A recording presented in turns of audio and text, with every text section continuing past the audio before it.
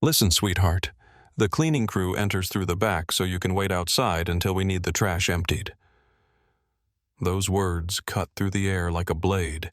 and in that moment, Derek Coleman had no idea he had just sealed his own fate. The woman standing before him in a simple cashmere hoodie and worn jeans didn't look like much to him, just another face in the crowd that he could dismiss without consequence.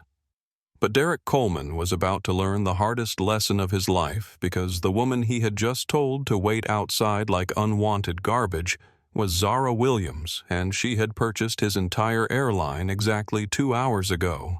The fluorescent lights of LAX Terminal 6 cast harsh shadows across the polished marble floors, creating an atmosphere that felt more like a corporate battlefield than a place of travel and dreams. For most people rushing through with their rolling suitcases and boarding passes clutched in sweaty palms, this was just another stop on their journey to somewhere else.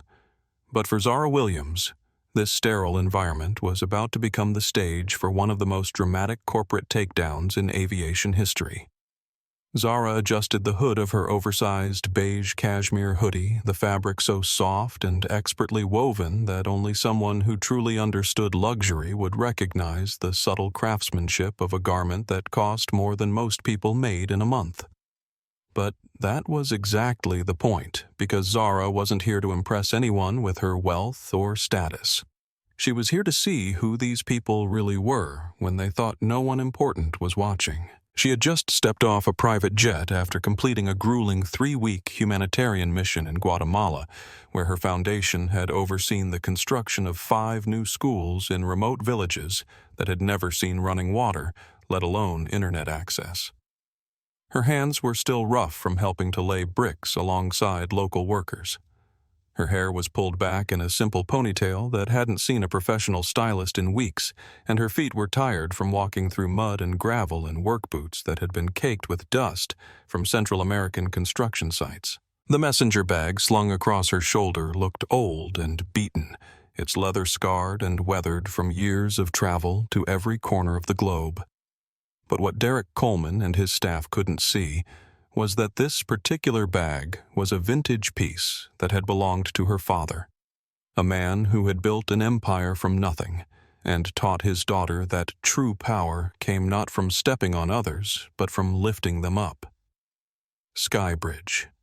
Airways had been hemorrhaging money for months, its leadership so focused on cutting costs and maximizing short-term profits that they had forgotten the most basic principle of business, that customers are human beings who deserve to be treated with dignity and respect.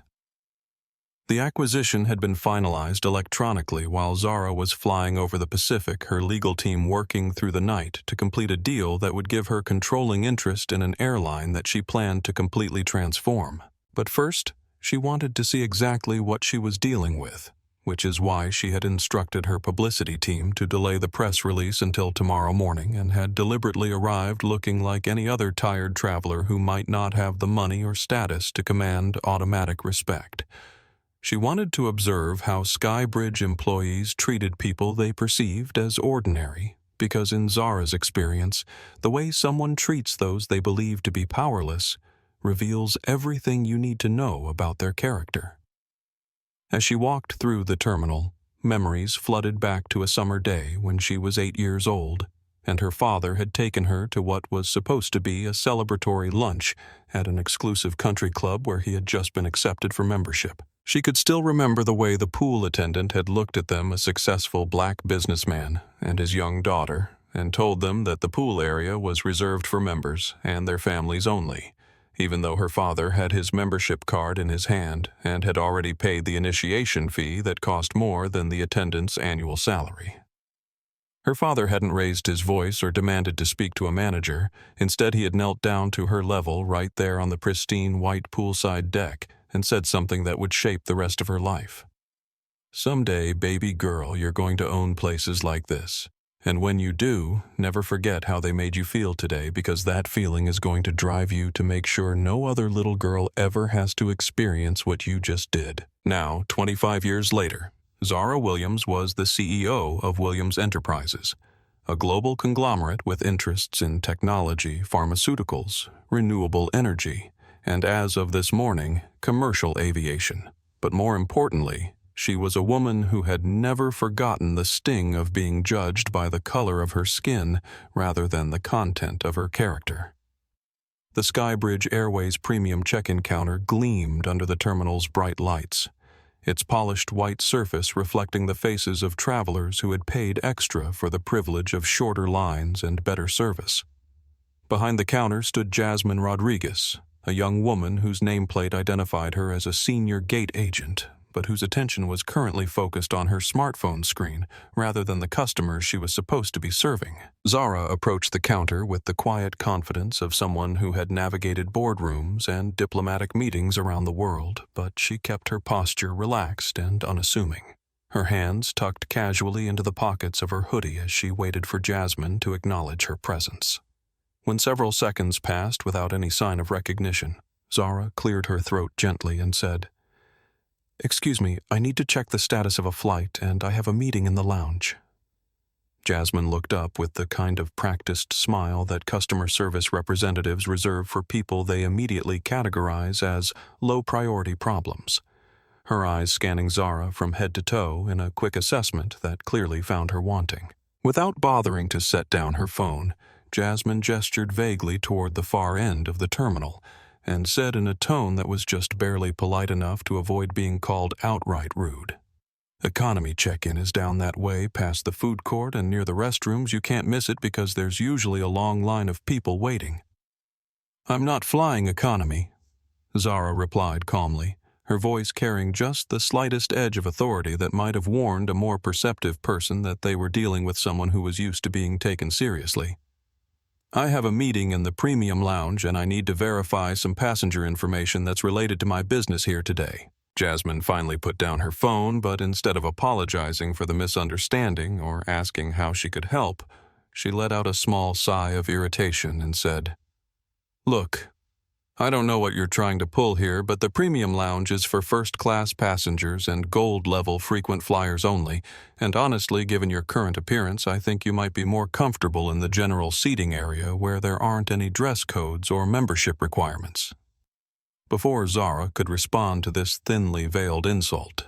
the door marked "Management" swung open with enough force to make both women turn their heads, and out stepped a man who looked like he had been designed in a laboratory to embody every negative stereotype of corporate middle management. Derek Coleman was tall and broad-shouldered, wearing a suit that was probably expensive but fit him poorly around the neck and shoulders, giving him the appearance of someone who was constantly straining against constraints that were just a little too tight for comfort.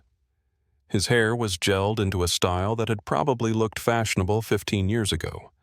but now seemed like a desperate attempt to maintain an image of authority and control, and when he walked, it was with the deliberate stride of someone who wanted everyone around him to know exactly how important he believed himself to be. The nameplate on his jacket identified him as Regional Operations Director, but the way he carried himself suggested that he saw this job as merely a stepping stone to something bigger and better, if only he could prove himself worthy of promotion. Derek had grown up in a working-class neighborhood where respect was something you had to fight for every single day, where showing weakness meant becoming a target, and where the only way to avoid being stepped on was to make sure you were always the one doing the stepping. His stepfather had been a man who believed that life was a zero-sum game, where someone's gain necessarily meant someone else's loss, and he had spent Derek's childhood drilling into him the idea that the world was divided into winners and losers, predators and prey, and that the only question that mattered was which category you fell into. The military had given Derek structure and purpose, a clear hierarchy where everyone knew their place and orders were followed without question. But the corporate world was murkier, full of unspoken rules and political minefields that he struggled to navigate despite his best efforts to project confidence and competence. He had clawed his way up from an entry-level position through a combination of long hours, aggressive networking, and a willingness to do whatever it took to get ahead, including taking credit for other people's work and throwing colleagues under the bus when it served his interests. But success had come with a price that Derek was only beginning to understand, because the same ruthless ambition that had driven him to climb the corporate ladder had also destroyed his first marriage, alienated his children, and left him with a gambling addiction that he told himself was just a way to blow off steam after stressful days at the office. The truth was that Derek Coleman was a man who had spent so much time wearing masks and playing roles that he had forgotten who he really was underneath all the performance and posturing. "Jasmine, what's the holdup here?" Derek asked as he approached the counter, his voice carrying the kind of forced authority that people use when they're trying to sound more confident than they actually feel. "We've got VIP arrivals coming through in the next hour, and I don't want any complications or delays that might reflect poorly on our department's efficiency ratings." "She won't take no for an answer, Mr. Coleman," Jasmine replied with the tone of someone who was eager to shift responsibility to someone else, pointing at Zara as if she were a problem to be solved rather than a human being to be helped. I tried to direct her to the appropriate check-in area, but she keeps insisting that she has business in the premium lounge even though she obviously doesn't meet our standards for that level of service. Derek turned his attention to Zara, with the kind of look that she had seen countless times before, a combination of annoyance and dismissal that wealthy white men seemed to reserve specifically for people who didn't look like they belonged in exclusive spaces. He didn't see a successful entrepreneur who had built a billion-dollar empire from the ground up. He didn't see a philanthropist who had dedicated her life to creating opportunities for underserved communities around the world, and he certainly didn't see the new owner of the company that paid his salary. All Derek Coleman saw was a black woman in casual clothes who was disrupting his carefully managed environment. And in his mind, that made her a problem that needed to be eliminated as quickly and efficiently as possible, preferably in a way that would demonstrate his authority to his staff and any customers who might be watching the interaction unfold. The moment that would later be replayed millions of times across social media platforms around the world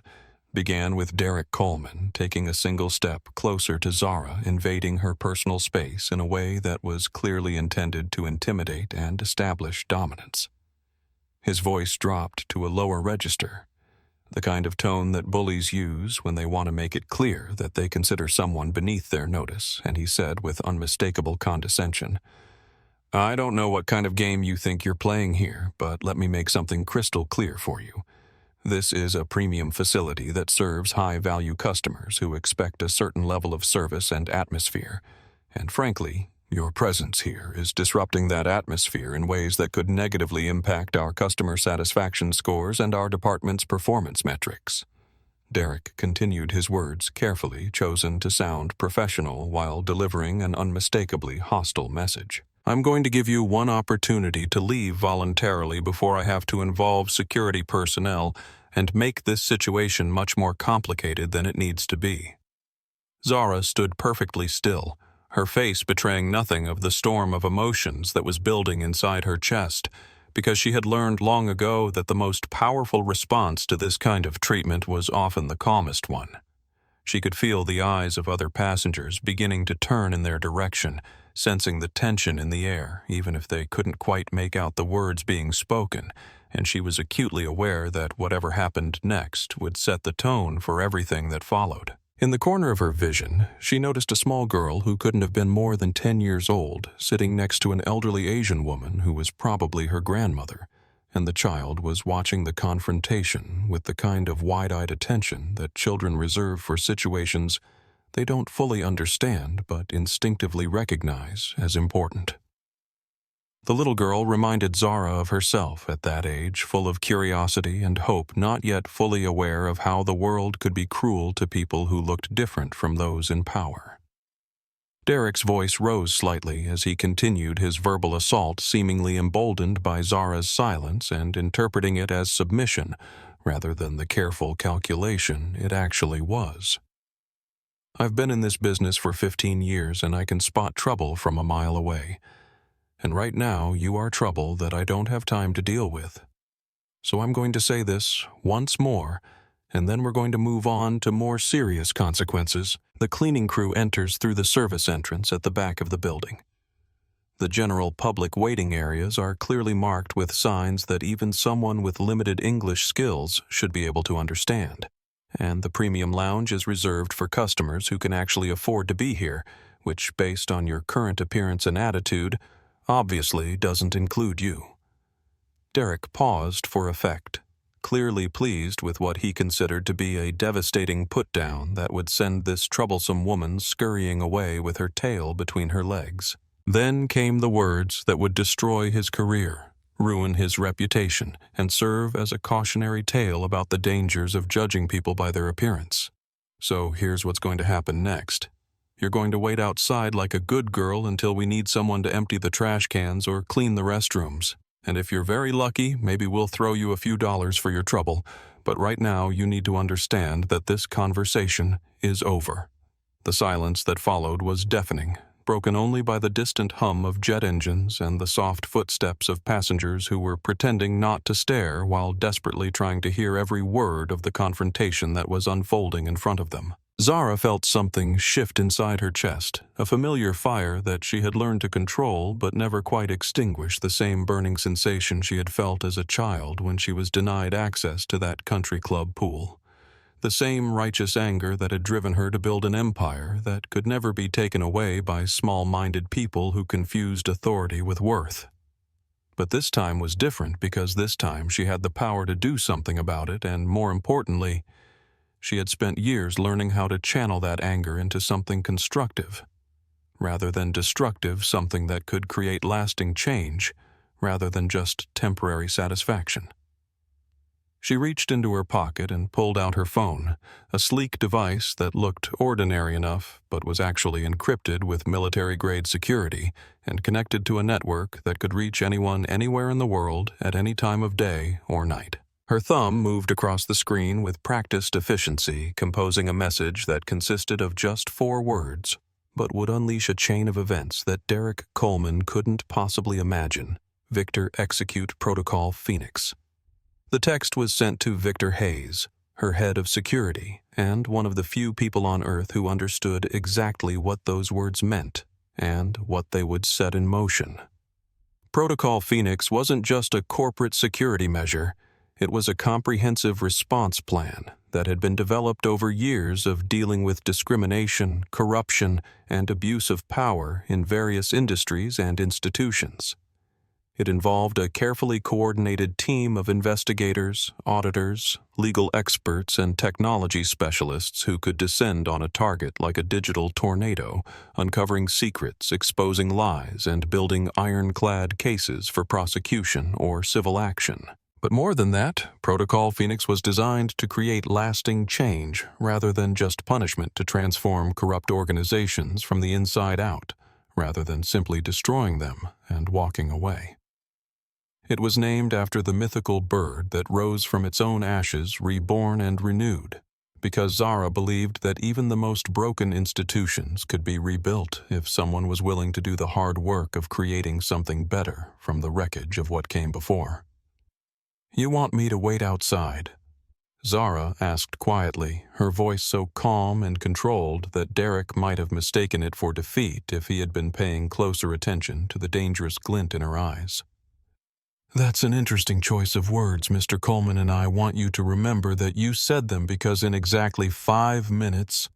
I'm going to show you what happens when you tell the wrong person to wait outside." Derek's face flushed red with what he interpreted as vindication because, in his twisted worldview, Zara's compliance with his demands proved that he had been right to treat her with such disrespect that she really was just another nobody who had wandered into a space where she didn't belong and needed to be reminded of her proper place in the social hierarchy. 5 minutes, he laughed a harsh sound that made several nearby passengers flinch with its cruelty. "Lady, in 5 minutes, security is going to escort you out of this building, and if you're really unlucky, you might find yourself explaining to the police why you thought it was a good idea to harass paying customers and disrupt airport operations." But as Derek turned away, already dismissing Zara from his mind and moving on to what he considered more important matters, he failed to notice the small army of people who were already moving into position throughout the terminal, ordinary-looking men and women carrying tablets and briefcases, each one a specialist in corporate forensics, financial auditing, or digital investigation. all of them connected by nearly invisible earpieces to a command center that was about to turn Skybridge Airways inside out and expose every dirty secret that Derek Coleman and his colleagues had been hiding. 20 feet away from the premium counter tucked into a corner table at a coffee shop that offered a perfect view of the entire drama unfolding before her,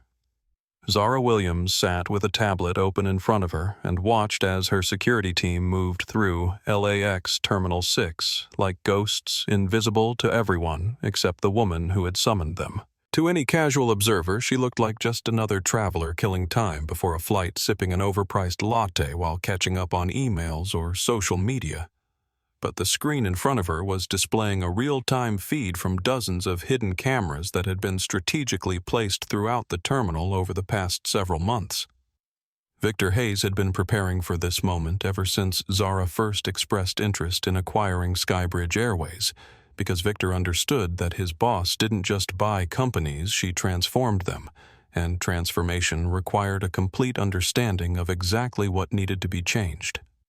The surveillance operation had been meticulously planned and flawlessly executed with micro cameras no bigger than shirt buttons embedded in everything from fake promotional displays to maintenance equipment, creating a network that could capture audio and video from every angle without anyone being aware they were being watched. What Zara was seeing on her tablet screen was both exactly what she had expected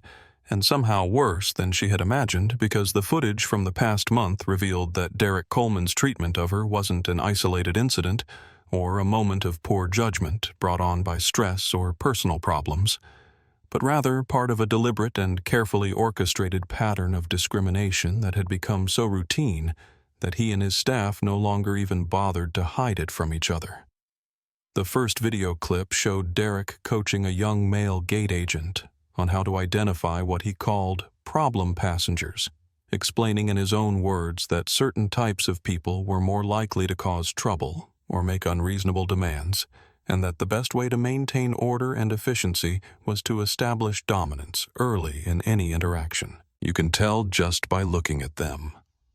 Derek said with the confidence of someone who believed his prejudices were actually insights. "The way they dress, the way they talk, the way they carry themselves. It all tells you everything you need to know about whether they're going to be worth your time or just another headache you have to deal with." The second clip was even more damaging, showing Derek explicitly instructing Jasmine Rodriguez and 2 other female employees to use what he called gentle discouragement when dealing with minority customers who tried to access premium services, explaining that the goal wasn't necessarily to refuse service outright, which could lead to complaints and corporate investigations, but rather to make the process so unpleasant and humiliating that people would voluntarily take their business elsewhere. "You don't have to be rude," Derek explained with a smile that made Zara's skin crawl. "You just have to make them understand that this isn't really the place for people like them, that they'd probably be more comfortable somewhere else, and if you do it right, they'll thank you for saving them the embarrassment of being somewhere they don't belong." The casual cruelty of it was breathtaking, the way Derek had turned discrimination into a management strategy and taught his subordinates to think of it as customer service rather than civil rights violations. But it was the third video that made Zara's hands clench into fists, because it showed Derek specifically targeting the elderly Chinese woman and her granddaughter who were still sitting near the gate, subjecting them to what he called a random security screening that was clearly anything but random. The old woman, whose passport identified her as Mrs. Chen, had been forced to remove her shoes, empty her purse, and submit to a pat-down search that was both unnecessary and humiliating, all while her 10-year-old granddaughter watched with tears streaming down her face. "Papers, please," Derek had said in a mockingly official tone, even though Mrs. Chen's boarding passes and identification were clearly visible and properly validated. "And I'm going to need you to explain why you're traveling today, where you've been, and what you were doing there, because we have to be very careful about security these days, especially with people who might not understand our procedures or speak English as their first language." Victor's voice crackled softly through Zara's nearly invisible earpiece, providing a running commentary on what the surveillance team was uncovering in real time as they dug deeper into Skybridge Airways' internal systems and financial records. Pattern is even worse than we thought, Victor reported, with the calm professionalism that came from years of investigating corporate malfeasance. Derek's been documenting his own behavior in departmental reports, actually bragging about his ability to reduce complaints by discouraging what he calls undesirable clientele from using premium services. Financial audit is showing some interesting discrepancies, too. Victor continued, his voice taking on the kind of excitement that forensic investigators get when they discover evidence that's going to blow a case wide open.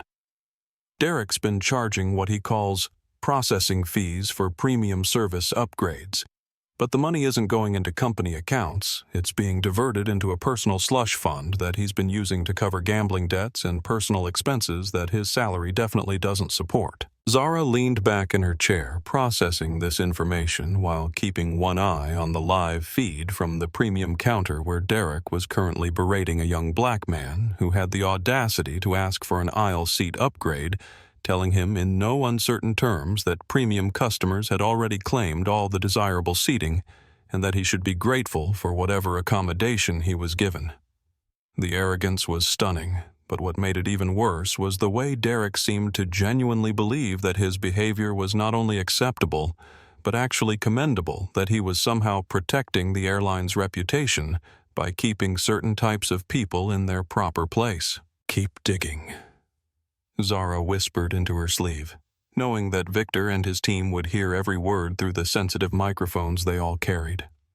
"I want to know everything, every transaction, every complaint, every email, every text message, every piece of evidence that shows how deep this goes and who else is involved.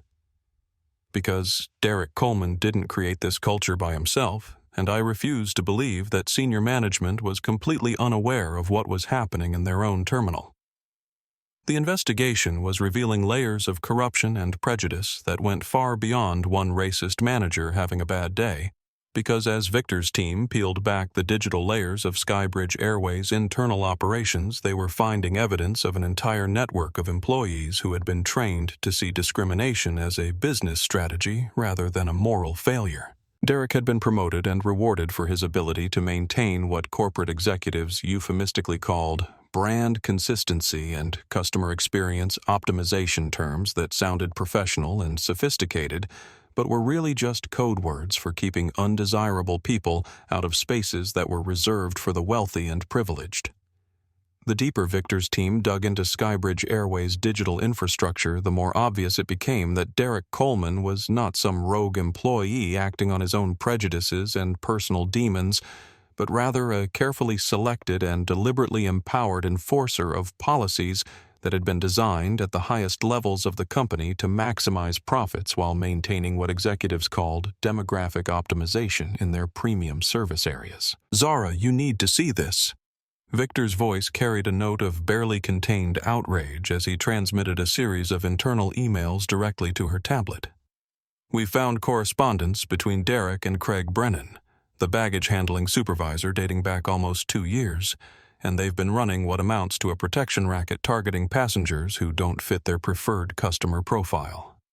The emails revealed a scheme that was both brilliantly conceived and morally bankrupt, involving deliberate delays, lost luggage, and what Derek referred to as security surcharges that were applied to passengers who complained about discriminatory treatment or demanded to speak with managers about poor service. The fees were small enough to avoid triggering automatic corporate reviews, usually between $50 and $200, but they added up to tens of thousands of dollars per month that Derek and Craig were splitting between them, while simultaneously creating a financial incentive to treat certain passengers badly. "Look at this one from 3 weeks ago," Victor continued, his voice getting tighter with each piece of evidence he uncovered. Derek writing to Craig about a family that complained about being denied premium boarding, despite having valid tickets, and Derek's response is to flag their reservation for additional security screening and charge them for expedited baggage handling that they never requested and never received. But the emails were just the tip of the iceberg, because Victor's digital forensics team had also uncovered evidence that Derek had been maintaining detailed files on frequent flyers who had filed discrimination complaints, sharing information with gate agents and flight attendants about passengers who were to be subjected to extra scrutiny, longer wait times, and what the internal documents referred to as enhanced customer education protocols. The files included photographs, personal information, and detailed notes about previous interactions, creating what amounted to a digital blacklist that followed certain passengers from flight to flight, ensuring that their travel experience would be consistently unpleasant regardless of which Skybridge Airways employee they encountered. The scope of it was staggering, involving dozens of employees across multiple departments who had been trained to implement discriminatory policies while maintaining plausible deniability and avoiding the kind of obvious racism that might trigger lawsuits or regulatory investigations. There's more. Victor reported, his voice now carrying the kind of grim satisfaction that comes from building an airtight case against people who deserve to be held accountable for their actions. We found Derek's personal recording device, the one he's been using to document conversations with passengers who complain about treatment. And some of these recordings are going to be exhibits in criminal court, because they show him explicitly threatening people with arrest or security delays if they don't drop their complaints and accept whatever treatment he decides to give them. One particularly damning recording featured Derek speaking with a young Latina mother who was traveling with her infant son and had been denied access to the family boarding area despite having purchased premium tickets specifically for that privilege. Instead of apologizing or correcting the mistake, Derek had used the interaction as an opportunity to lecture the woman about the importance of understanding cultural expectations in American business environments, suggesting that her dissatisfaction stemmed from unrealistic expectations rather than legitimate service failures. You have to understand, Derek's voice came through crystal clear on the recording. This is a premium airline that serves a sophisticated clientele, and sometimes people from different backgrounds have different ideas about what constitutes appropriate service. But part of our job is helping customers understand what they can reasonably expect and what might be beyond the scope of what we're able to provide. The condescension was so thick you could cut it with a knife, and the underlying threat was unmistakable: conform to our expectations or take your business elsewhere.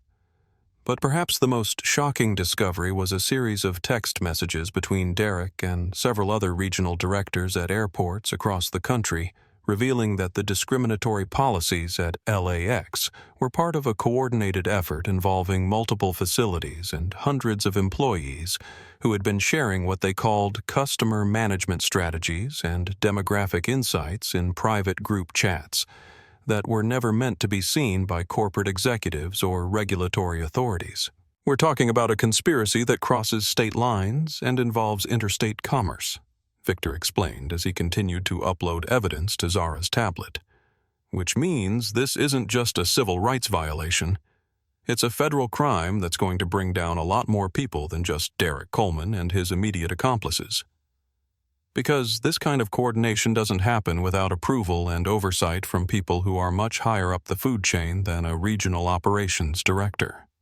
The text messages revealed conversations about which airports were most effective at discouraging minority passengers, which employees were best at implementing discriminatory policies without creating documentation that could be used against them, and which corporate executives were most likely to look the other way when complaints reached higher levels of management. It was a network of institutionalized racism that had been operating under the radar for years, generating millions of dollars in additional revenue while systematically denying equal treatment to American citizens whose only crime was being born with skin that was the wrong color.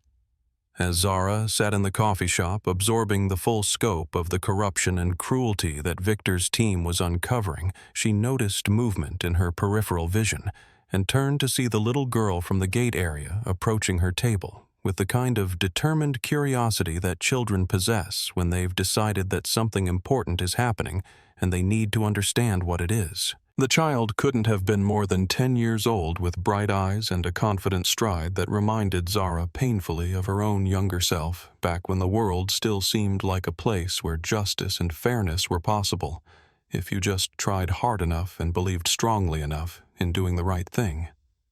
"Excuse me," the little girl said with the polite formality that suggested good parenting and careful instruction in how to interact with adults.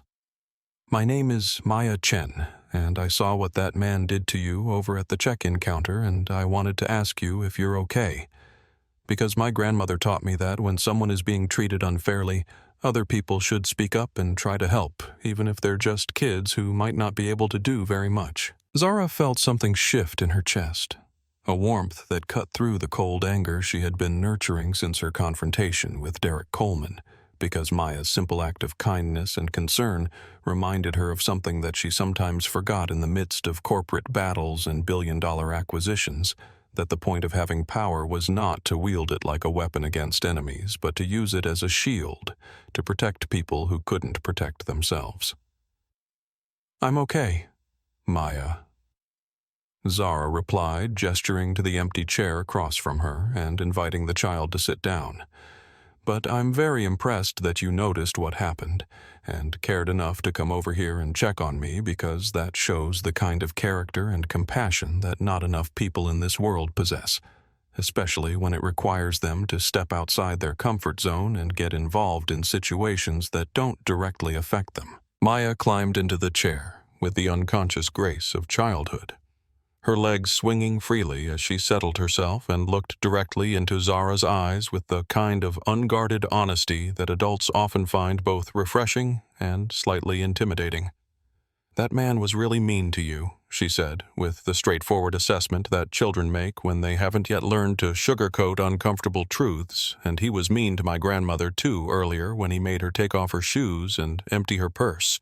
even though she already showed him our boarding passes and our passports and everything we were supposed to have. He asked my grandmother a lot of questions about why we were traveling and where we had been, and he used a tone of voice that made it sound like he thought she was lying about something, even though she was telling the truth about visiting my uncle in San Francisco and bringing back Chinese medicine for my mom, who has been having trouble sleeping since my dad deployed overseas with the Navy." Maya continued, her young voice carrying a note of confusion that spoke to the particular cruelty of subjecting children to discrimination that they're too innocent to fully understand. Zara felt her anger reigniting, but this time it was tempered with something deeper and more focused than personal outrage, because Maya's story crystallized something that had been building in her mind since the investigation began. The realization that Derek Coleman and people like him weren't just hurting individual passengers, they were poisoning the entire experience of travel for families and children who should be able to move through the world with confidence and dignity rather than fear and shame. "Maya, can I ask you something?" Zara said, leaning forward slightly to make sure she had the child's full attention. "When that man treated your grandmother badly, how did it make you feel? And what did you think about the other grown-ups who saw what was happening but didn't say anything or try to help?" Maya's expression grew thoughtful as she considered the question with the seriousness that children bring to conversations when they sense that adults are genuinely interested in their perspective rather than just making polite conversation. "It made me feel scared," she said, finally, not scared that something bad was going to happen to us, because my grandmother is really smart and strong and knows how to take care of herself, but scared that maybe this is just how the world is, that people with more power are allowed to be mean to people with less power, and that nobody will ever try to stop them. "And it made me feel confused," Maya added, "because my parents always taught me that America is supposed to be a place where everyone is treated equally, regardless of what they look like or where they come from. But when I watch what actually happens in places like this, it seems like maybe that's just something adults say to make kids feel better about living in a world that isn't really fair at all." The profound sadness in Maya's voice cut through Zara like a physical pain, because she recognized in this articulate and thoughtful child the same disillusionment that she had experienced as a young girl, when she first realized that the promises of equality and justice that adults made were often empty words that crumbled when confronted with the realities of prejudice and power. But Maya's next words stopped Zara's heart entirely because they revealed a wisdom that seemed impossible in someone so young. "Are you going to help other kids like me?" Maya asked, with the directness that only children possess, "because I think you're someone important, even though you're dressed like you're just a regular person, and I think maybe you have the power to do something about people like that man who was so mean to you and my grandmother. And if you do have that power, I hope you'll use it to make things better for kids who don't have anyone else to stick up for them." At that moment, Mrs. Chen approached the table with the careful steps of an elderly person who had learned to navigate a world that often viewed her with suspicion simply because of her age and ethnicity, but her eyes were bright with intelligence and her posture carried the dignity of someone who had survived decades of challenges without allowing them to break her spirit. "Maya, you shouldn't bother this nice lady with your questions," she said gently. But Zara could see that the grandmother was also curious about the woman who had caught her granddaughter's attention. "She's not bothering me at all," Zara assured Mrs. Chen, standing to offer the older woman her chair, while she pulled over another seat from a nearby table. Maya was just sharing her observations about what happened earlier, and I have to say that she has a remarkable ability to see through to the heart of complex issues that many adults prefer to ignore or rationalize away. Mrs. Chen settled into the chair with a small sigh of relief, her face showing the accumulated fatigue of someone who had spent a lifetime fighting small battles against discrimination and prejudice, and when she spoke, her voice carried the weight of hard-earned wisdom that comes from surviving experiences that would have broken less resilient people. "My granddaughter has always been perceptive," she said with obvious pride. "But this trip has been difficult for her because she's old enough now to understand when adults are treating us differently because of how we look, and young enough to still believe that the world should be better than it actually is. I came to America 50 years ago with nothing but hope and determination." Mrs. Chen continued her accent, adding a musical quality to words that carried profound meaning. "And I have seen this country make tremendous progress in some areas while remaining stubbornly unchanged in others. But what worries me most is not the prejudice of individual people, which has always existed and probably always will, but the way that institutions and organizations sometimes make discrimination feel normal and acceptable by hiding it behind policies and procedures that sound reasonable, but are really just ways of excluding people without having to admit what they're doing." Zara found herself nodding in agreement because Mrs. Chen had articulated something that she had been struggling to put into words herself, the way that modern discrimination often hid behind corporate speak and policy language that made it seem professional and rational rather than personal and hateful. "What would you do if you had the power to change things?" Zara asked, genuinely curious about this woman's perspective after a lifetime of dealing with prejudice and exclusion. "Anger is like fire," Mrs. Chen replied after a moment of thoughtful consideration. "It can destroy everything in its path, or it can be channeled into something that provides warmth and light and energy for positive change. But the choice of which direction it goes is always up to the person who carries it, and that choice reveals everything about their character and their intentions." The digital clock on Zara's tablet showed exactly 5 minutes since she had sent the message that would unleash Protocol Phoenix, and as she stood up from her table in the coffee shop, she could see that Derek Coleman was still holding court at the premium counter, regaling Jasmine and 2 other employees with what appeared to be a humorous anecdote that was making them all laugh, with the kind of forced enthusiasm that subordinates display when they want to stay on the good side of someone who has power over their careers and paychecks.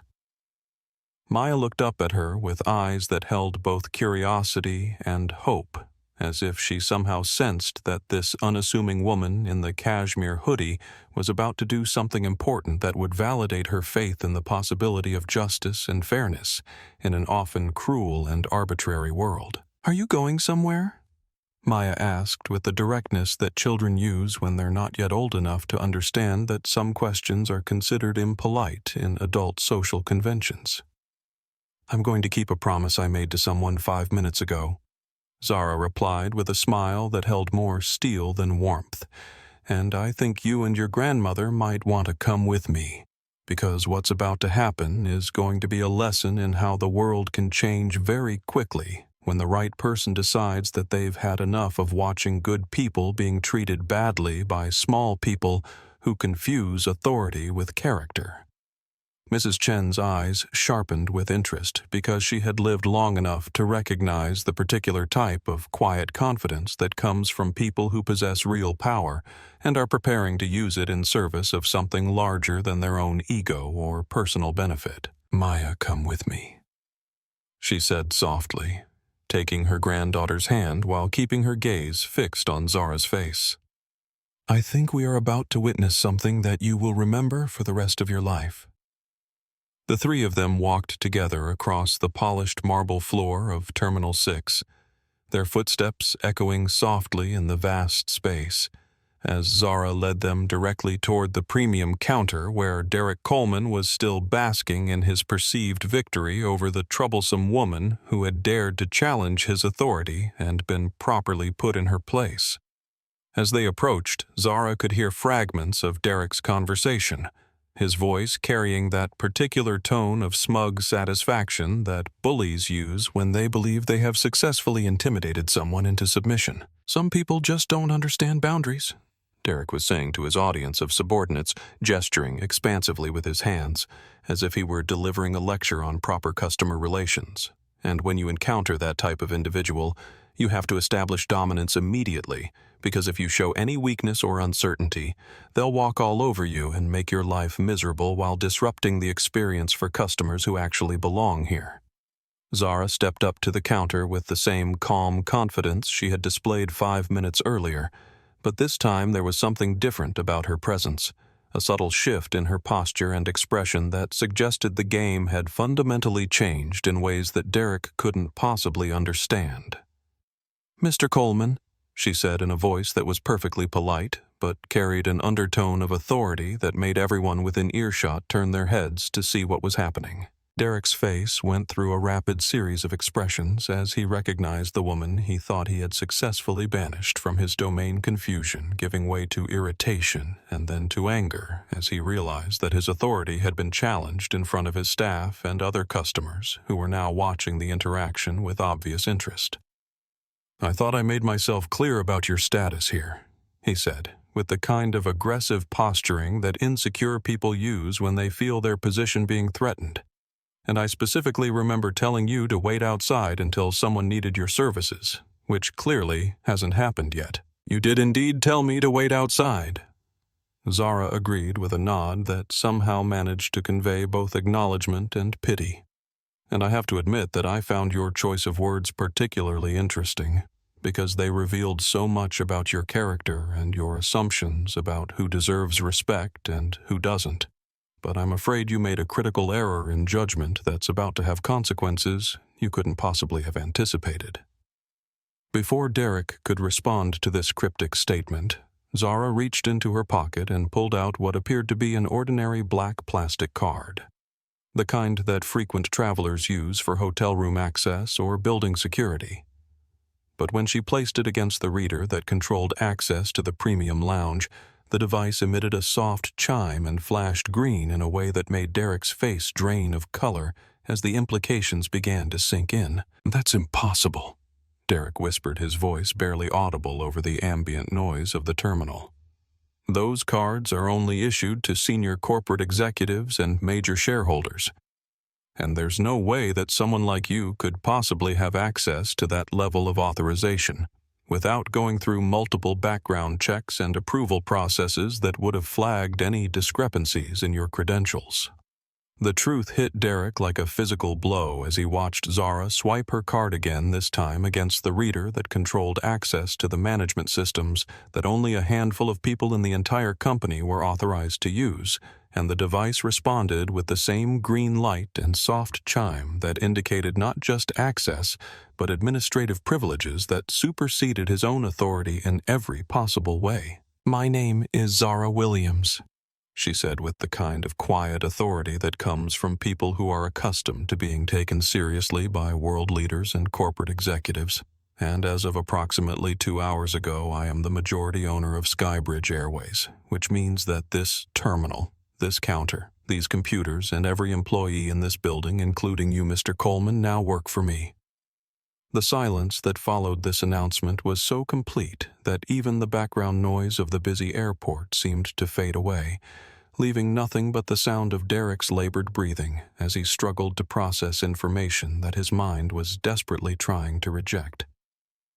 Jasmine's mouth fell open in shock, and the other employees who had been laughing at Derek's jokes just moments before now found themselves staring at their shoes and hoping to avoid being noticed by the woman who apparently had the power to end their careers with a single phone call. "That's not possible," Derek repeated, but his voice lacked conviction now because even as he spoke, the words he was remembering details that he had dismissed as irrelevant just minutes earlier. The quality of Zara's clothing despite its casual appearance, the confidence in her posture despite his attempts to intimidate her, and most importantly, the complete absence of fear in her eyes when he had threatened her with security and arrest.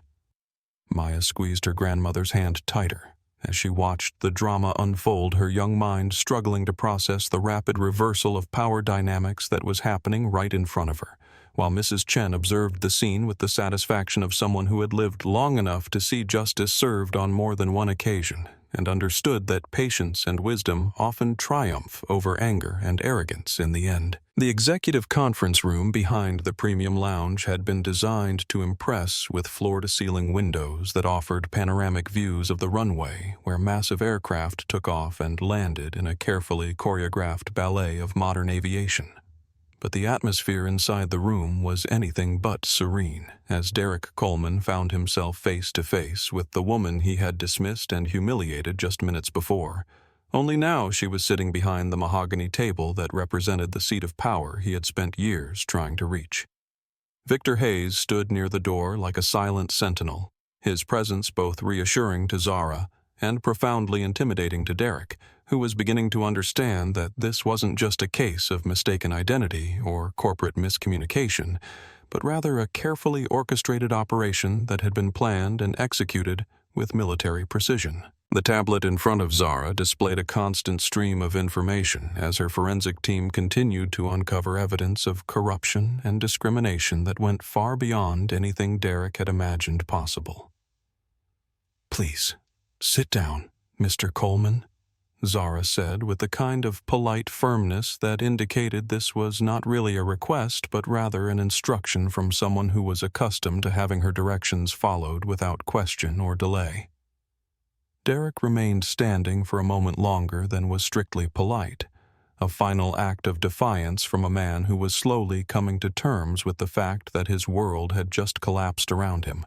But eventually he lowered himself into the chair across from her with the defeated posture of someone who had played a game without understanding the rules and was now facing the consequences of his ignorance. "I want you to understand something very clearly." Zara began, her voice carrying the kind of calm authority that comes from years of negotiating with heads of state and corporate executives who were accustomed to getting their own way. "This isn't just about you calling me trash or telling me to wait outside.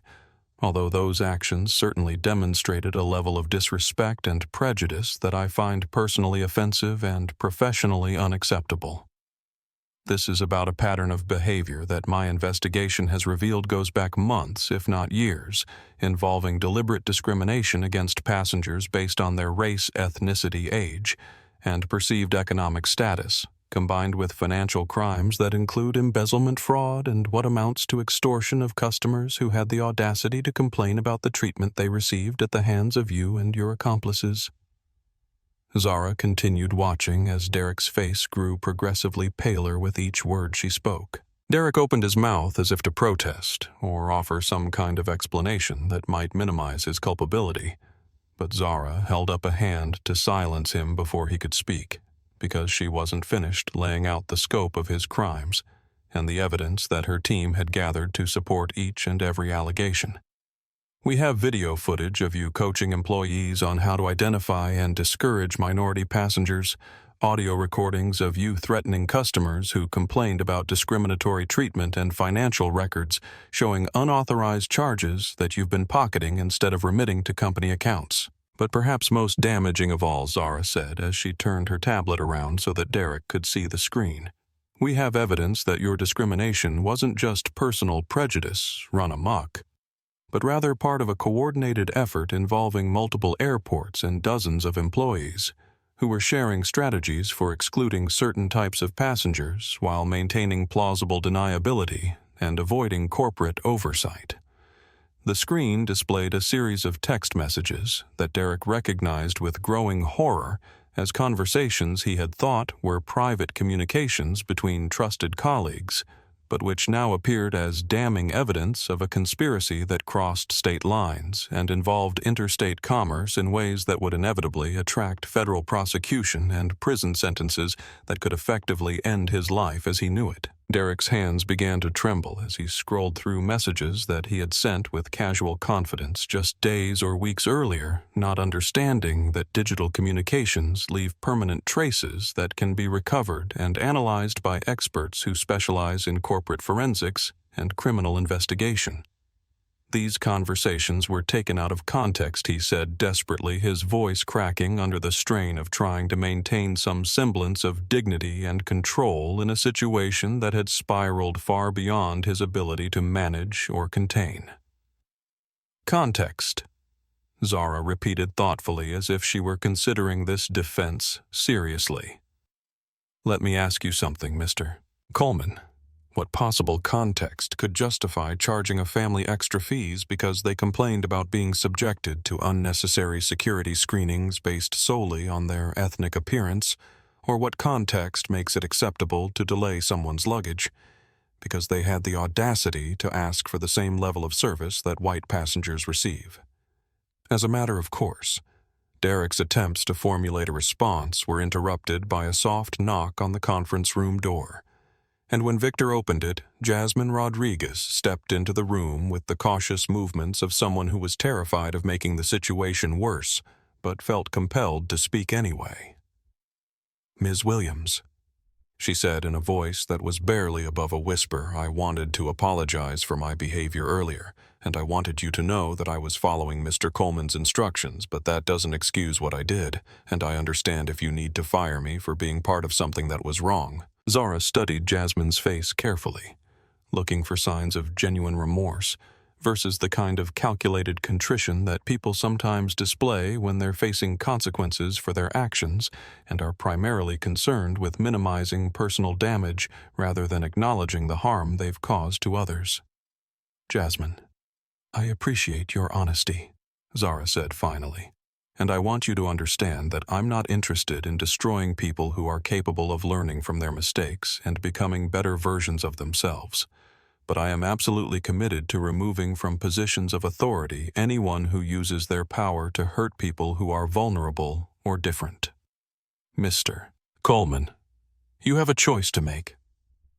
Zara continued, turning her attention back to Derek, who was now staring at his hands as if he could make the entire situation disappear through sheer force of will.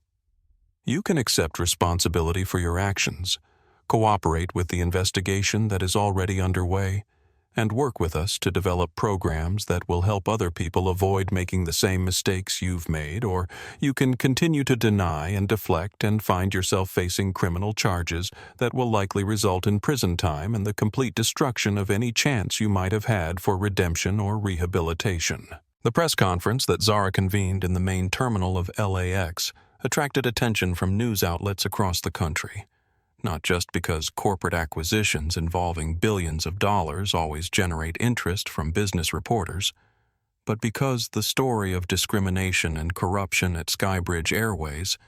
touched on issues that resonated with millions of Americans who had experienced similar treatment while traveling or conducting business in environments where they felt unwelcome or unwanted.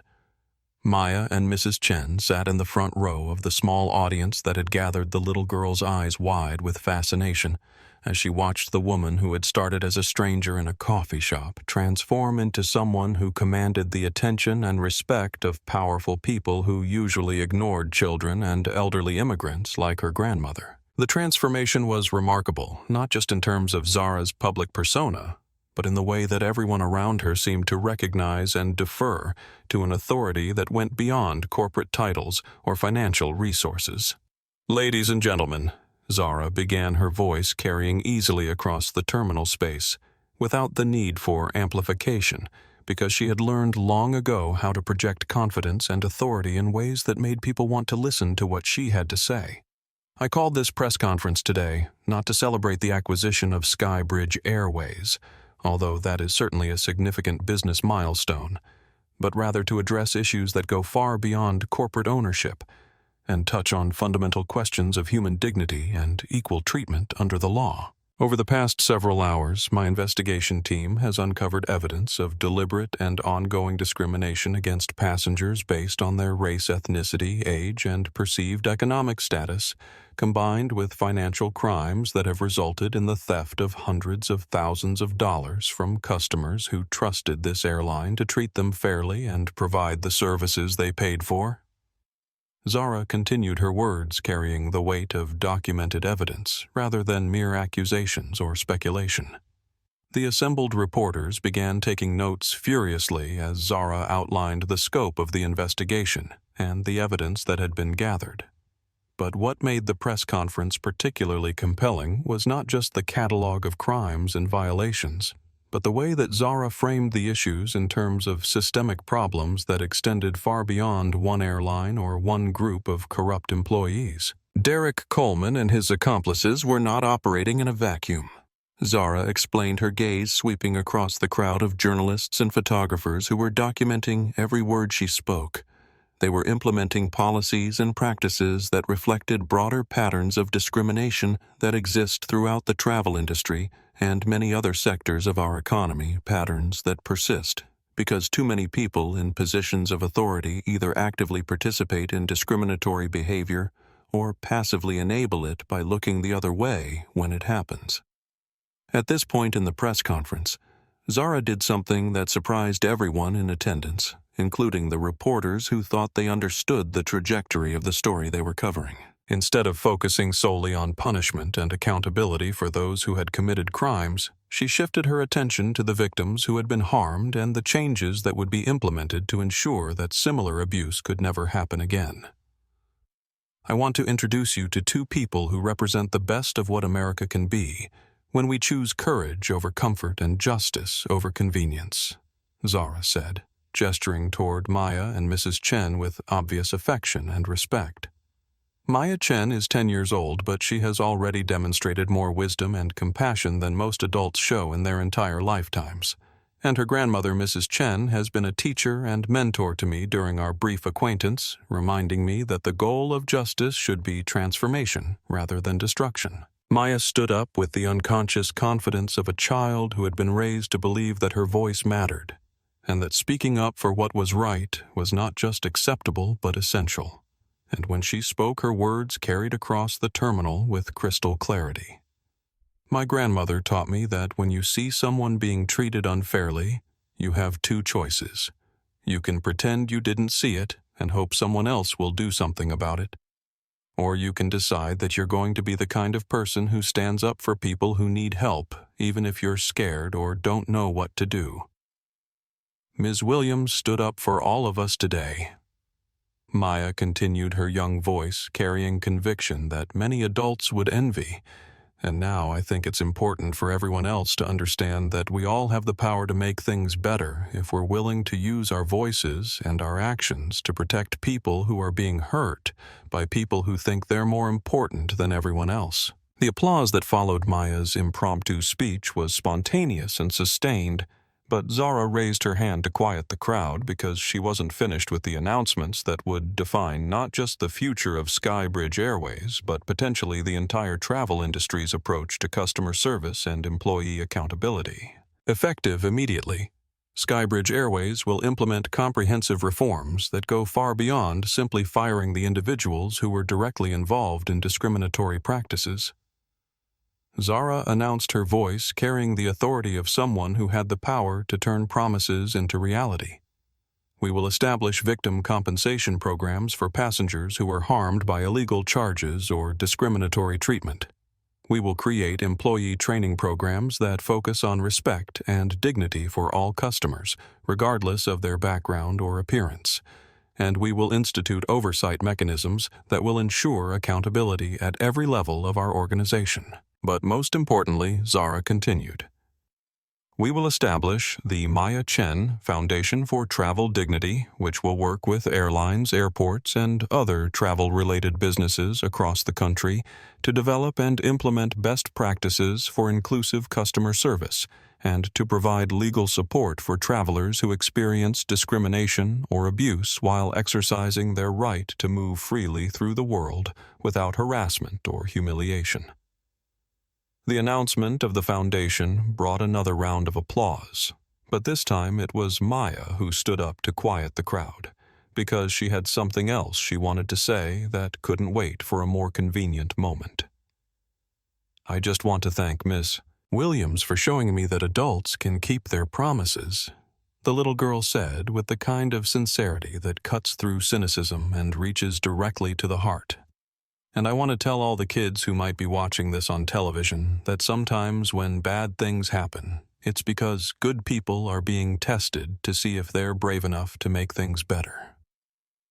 6 months after the press conference that had made headlines across the country and sparked congressional hearings on discrimination in the travel industry, Skybridge Airways had been transformed from a symbol of corporate arrogance and institutionalized prejudice into a model of inclusive excellence that other companies were studying and attempting to replicate. The changes weren't just cosmetic or superficial public relations gestures designed to improve the airline's image, but rather fundamental shifts in culture, policy, and practice that had been implemented from the ground up, with input from employees, customers, and community advocates who understood the complexities of creating lasting change in organizations that had been shaped by decades of problematic traditions. Derek Coleman stood in the youth center in downtown Los Angeles, where he had been volunteering for the past 4 months as part of his court-ordered community service, leading a financial literacy workshop for teenagers who reminded him painfully of himself at that age, angry and confused, and desperately trying to find their place in a world that seemed designed to exclude them from opportunities for success and advancement. The irony wasn't lost on him that he was now teaching young people about the dangers of making poor financial decisions and the importance of treating others with respect. Lessons that he had failed to learn himself until it was almost too late to salvage anything meaningful from the wreckage of his former life. Money doesn't make you better than anyone else, Derek told the group of 15 kids who sat in folding chairs arranged in a circle around him, their expressions ranging from skeptical to openly hostile as they listened to advice from a man whose own poor choices had landed him in court-mandated rehabilitation programs and community service obligations. I thought it did, and I spent years treating people badly, because I believed that having a little bit of power and a decent salary gave me the right to look down on people who didn't have what I had. But all that attitude did was turn me into someone I didn't recognize and couldn't respect. The transformation hadn't been easy or quick because Derek had been forced to confront not just his actions, but the underlying beliefs and assumptions that had driven those actions, working with therapists and counselors who specialized in helping people recognize and address the prejudices that often operate below the level of conscious awareness. The process had been painful and humiliating, requiring him to acknowledge that much of what he had believed about success and worth and belonging had been shaped by his own experiences of feeling powerless and excluded emotions that he had dealt with by trying to make other people feel small, rather than working to become a person who lifted others up. Jasmine Rodriguez had embraced the opportunity for redemption with the enthusiasm of someone who understood that second chances are rare and precious gifts that should never be taken for granted. Throwing herself into her new role as Director of Passenger Advocacy,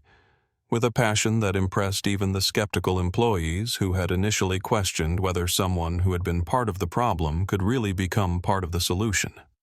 Her job involved working directly with passengers who experienced difficulties or felt that they had been treated unfairly, investigating complaints with thoroughness and sensitivity that ensured every concern was taken seriously and addressed appropriately. The hardest part about changing Jasmine explained to a group of new employees during one of the sensitivity training sessions that had become a standard part of orientation for all Skybridge Airways staff wasn't learning new policies or procedures,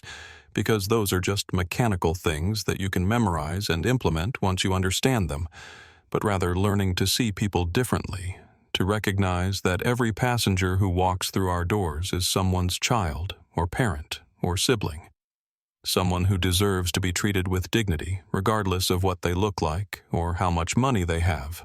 or whether they fit our preconceived notions of what a valuable customer should be. Maya Chen had become something of a celebrity in advocacy circles, invited to speak at conferences and events where child development experts and civil rights organizations discussed strategies for creating more inclusive environments for young people who were traveling with their families, or participating in educational programs that took them far from home. Her poise and articulate passion for justice had captured the imagination of adults who were inspired by her combination of innocence and wisdom. But Maya remained grounded by her grandmother's guidance and her own innate understanding that attention and praise were tools that should be used to help other people rather than to build her own ego. Kids see things differently than adults do, Maya explained to a group of airline executives during a workshop on customer service excellence, her voice carrying the confidence of someone who had learned that speaking truth to power was not just possible, but essential, because we haven't learned yet how to make excuses for behavior that we know is wrong, and we haven't been taught that some people are more important than others based on things they can't control, like what color their skin is or what kind of accent they have when they talk. Mrs. Chen had accepted a consulting position with the Department of Transportation, working on the development of federal guidelines for cultural competency training in airports and other transportation facilities, bringing her lifetime of experience navigating discrimination and exclusion to bear on policy development that would protect future generations of travelers from the kind of treatment that she and her granddaughter had experienced. Her gentle wisdom and practical insights had proven invaluable in creating programs that addressed the real-world challenges of changing institutional cultures that had been shaped by decades of problematic practices. The victims of Derek's discrimination had been invited to participate in restorative justice sessions where they could confront their former tormentor in a controlled environment that prioritized healing over punishment, giving them the opportunity to explain how his actions had affected them while also witnessing his genuine remorse and commitment to making amends for the harm he had caused. These sessions had been emotionally difficult for everyone involved, but they had also created possibilities for forgiveness and understanding that would have been impossible through traditional legal processes that focused solely on punishment without regard for healing or growth. The grand reopening of the Premium Experience Center at LAX had been planned as a celebration of transformation rather than just a marketing event with special recognition for the people who had helped create the changes that were now being implemented across Skybridge Airways' entire network of airports and facilities. The renovated space had been designed with input from accessibility advocates, cultural sensitivity experts, and customer service professionals who understood that creating truly inclusive environments required attention to details that often went unnoticed by people who had never experienced discrimination or exclusion. Maya cut the ceremonial ribbon alongside Zara and Mrs. Chen, her small hands gripping the oversized scissors with the same determination she had shown throughout the journey that had brought them all to this moment of celebration and hope. The symbolism wasn't lost on anyone in attendance because the image of a 10-year-old girl officially opening a space that had been transformed from a place of exclusion into a model of inclusive excellence represented the possibility that the future could be different from the past if enough people were willing to do the work of creating change. Derek Coleman stood near the back of the crowd, his presence both awkward and necessary, as a reminder that redemption was possible, even for people who had committed serious wrongs, provided they were willing to accept responsibility for their actions and commit themselves to the hard work of becoming better people than they had been before. His transformation had been genuine and profound, but it had also been tested repeatedly by people who questioned whether someone with his history could truly change, or whether his apparent remorse was just another manipulation designed to minimize consequences and preserve whatever remained of his reputation. The moment that validated Derek's transformation came when a young black family approached the premium check-in counter, and he immediately stepped forward to ensure they received the highest level of service and attention. Not because it was his job, or because he was being watched by supervisors,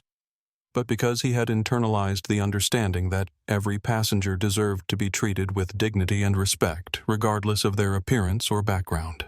His actions were natural and unconscious, reflecting changes in his character that went far deeper than mere compliance with company policies or legal requirements. "Welcome to Skybridge Airways," Derek said to the family with genuine warmth and enthusiasm.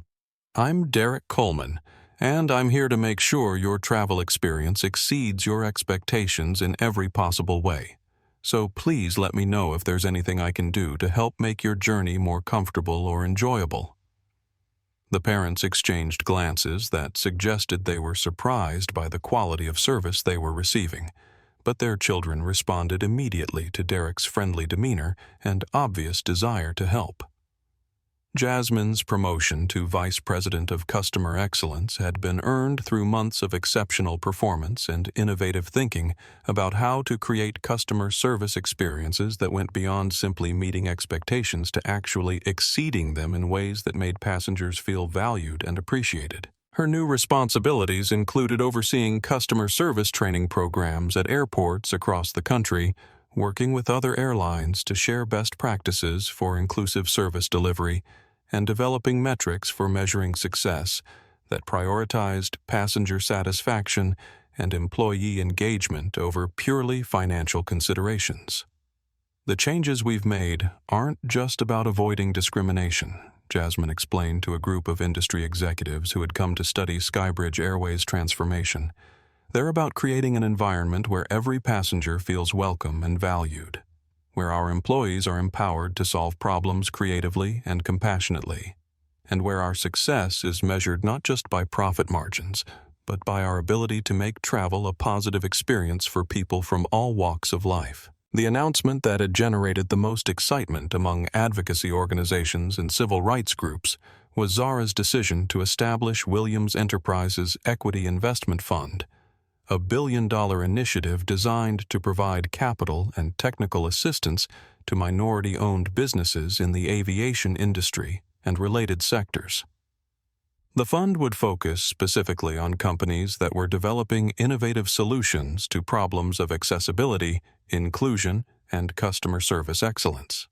creating opportunities for entrepreneurs who had traditionally been excluded from the networks of wealth and influence that controlled access to investment capital and business development resources. "Economic empowerment and social justice are not separate goals," Zara explained during the presentation that outlined the fund's mission and investment criteria. "They are interconnected objectives that require coordinated strategies and sustained commitment from people who have the resources and influence to create opportunities for others. And I believe that successful businesses have a moral obligation to use their success in ways that expand possibilities for people who have been historically excluded from economic advancement." The most powerful moment of the ceremony came when Derek stepped forward to offer a public apology to the passengers he had harmed, speaking directly to Maya and Mrs. Chen about the impact of his actions and his commitment to ensuring that no other families would experience the kind of treatment that he had inflicted on them. His words were carefully chosen and obviously sincere, reflecting months of therapy and self-reflection that had helped him understand not just what he had done wrong, but why he had done it and how he could prevent similar failures in the future.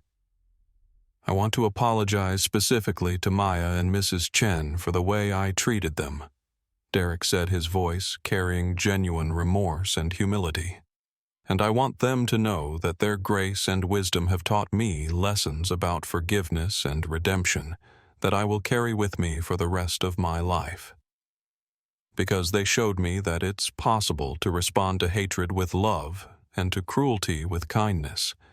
and that those responses are not signs of weakness, but rather demonstrations of strength that I'm still learning how to emulate. 1 year after the events that had transformed Skybridge Airways from a symbol of corporate discrimination into a model of inclusive excellence that was being studied and replicated by businesses across the country, Zara Williams found herself in the most prestigious and intimidating venue of her professional career, the hearing room of the United States Senate Commerce Committee, where she had been invited to testify about the need for federal legislation that would establish binding standards for civil rights compliance in the transportation industry. The Maya Chen Civil Rights in Transportation Act, named in honor of the 10-year-old girl whose courage and wisdom had helped guide the transformation of an entire industry, represented the most comprehensive attempt in decades to address ingrained patterns of discrimination that had affected millions of travelers, while remaining largely invisible to policymakers and regulators who had never experienced the humiliation and injustice of being treated as second-class citizens in spaces that were supposedly open to all Americans, regardless of their background or appearance. Maya, now 11 years old and even more articulate and confident than she had been during the airport confrontation that had launched her unlikely career as a civil rights advocate, sat at the witness table next to Zara, with the poise of someone who had learned that speaking truth to power was not just a privilege, but a responsibility that came with the platform that her story had provided. Her testimony would focus on the psychological impact of discrimination on children and families, drawing on her own experience as well as research conducted by child development experts who had studied the long-term effects of exclusion and prejudice on young people's emotional and social development. Derek Coleman occupied a different seat at the witness table, representing the possibility of redemption and rehabilitation for people who had committed serious wrongs but were willing to accept responsibility for their actions and commit themselves to the difficult work of becoming better people than they had been before.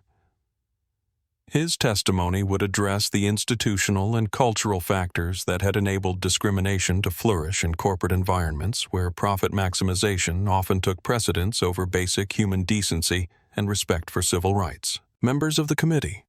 Zara began, her voice carrying the authority of someone who had transformed good intentions into concrete results that had improved the lives of thousands of people. I appear before you today, not just as the CEO of a successful business, but as someone who has witnessed firsthand both the devastating impact of institutional discrimination and the transformative power of sustained commitment to justice and equality.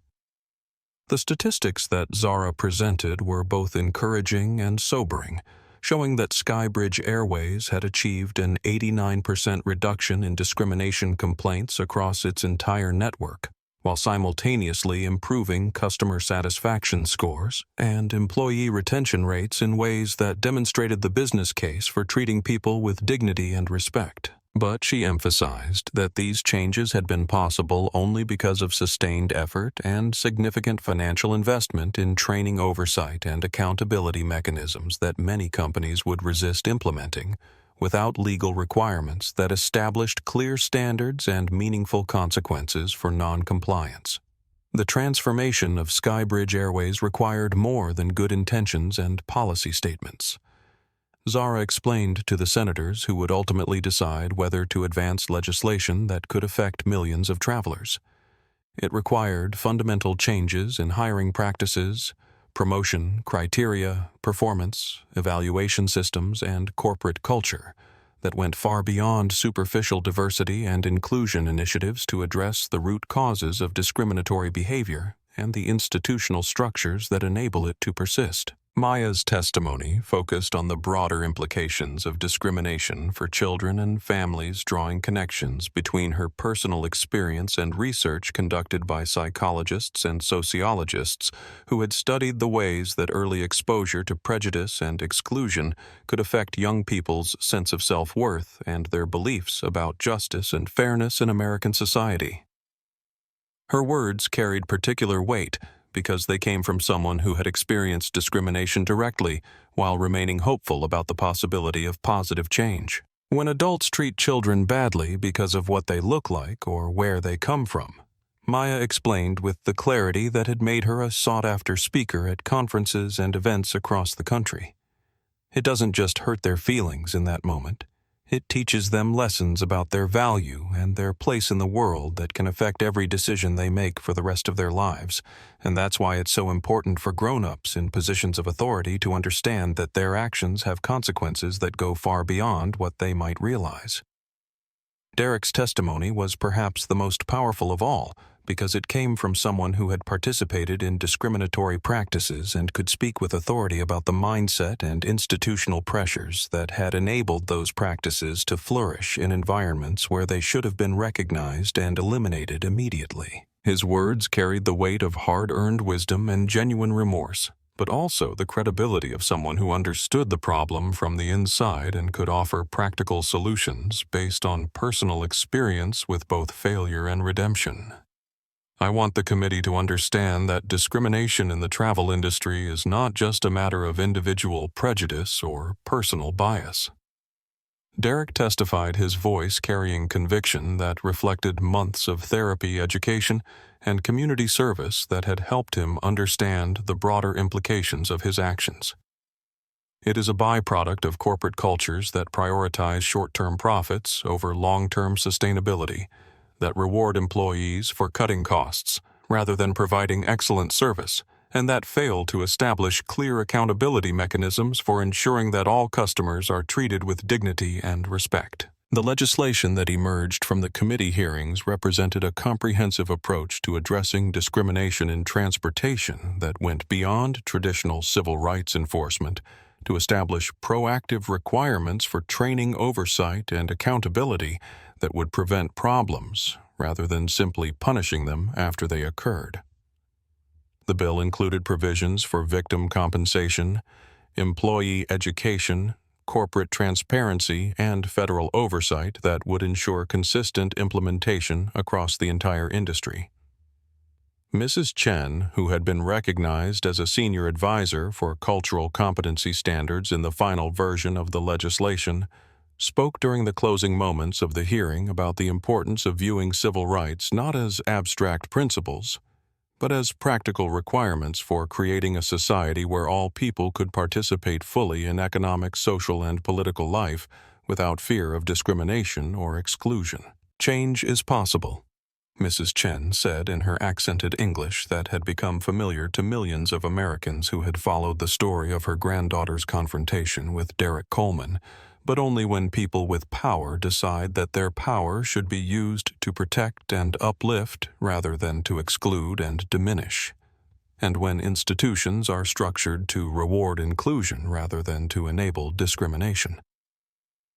2 years after the confrontation that had started with Derek Coleman telling Zara Williams to wait outside Skybridge Airways had set new industry standards for inclusive excellence with customer satisfaction ratings that consistently exceeded 98% across all demographic categories, proving that treating people with dignity and respect was not just morally right, but also financially profitable in ways that created sustainable competitive advantages. Derek Coleman and Jasmine Rodriguez had co-founded the Accountability and Redemption Institute, a nonprofit organization that helped corporations and executives address unconscious bias through transformative service programs that combined education, therapy, and community engagement in ways that created lasting personal change rather than superficial compliance with legal requirements.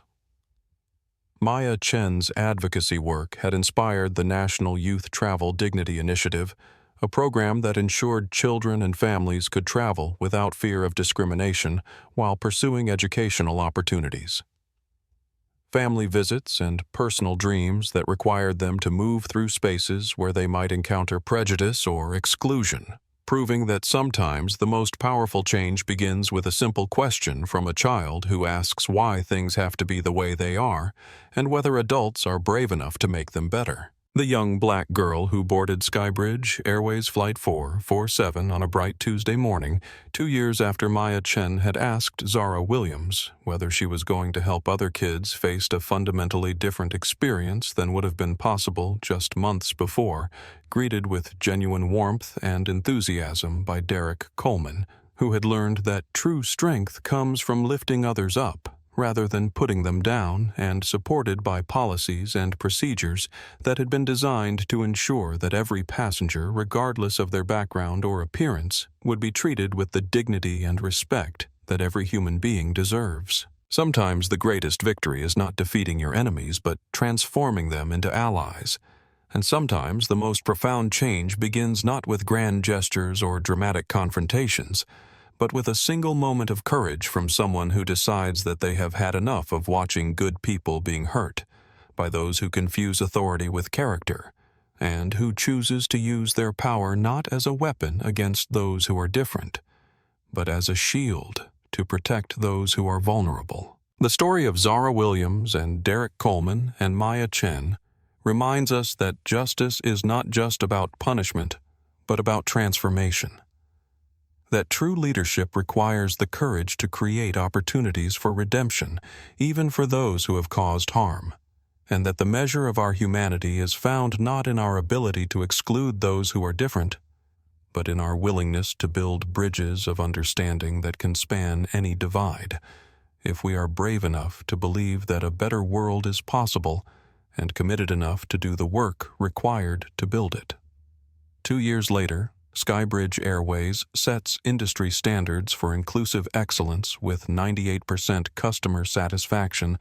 across all demographic categories, proving that dignity and respect aren't just moral imperatives, but business advantages that create lasting success. Derek Coleman and Jasmine Rodriguez co-founded the Accountability and Redemption Institute, helping executives across industries address unconscious bias through transformative service programs that turn former oppressors into passionate advocates for justice and equality. Maya Chen's advocacy inspired the National Youth Travel Dignity Initiative, ensuring no child ever faces discrimination while pursuing their dreams of education, family connection, and exploration, proving that sometimes the most powerful change begins with a 10-year-old's simple question: are you going to help other kids like me? If this story of transformation and redemption moved you, please hit that like button and let us know in the comments about a time when you witnessed someone stand up against injustice, because these stories of courage and positive change need to reach as many people as possible. Subscribe to our channel for more inspiring tales of ordinary people creating extraordinary change, and remember that each of us has the power to choose between building bridges or walls, between lifting others up or putting them down, and between being part of the problem or part of the solution that makes our world more just and compassionate for everyone.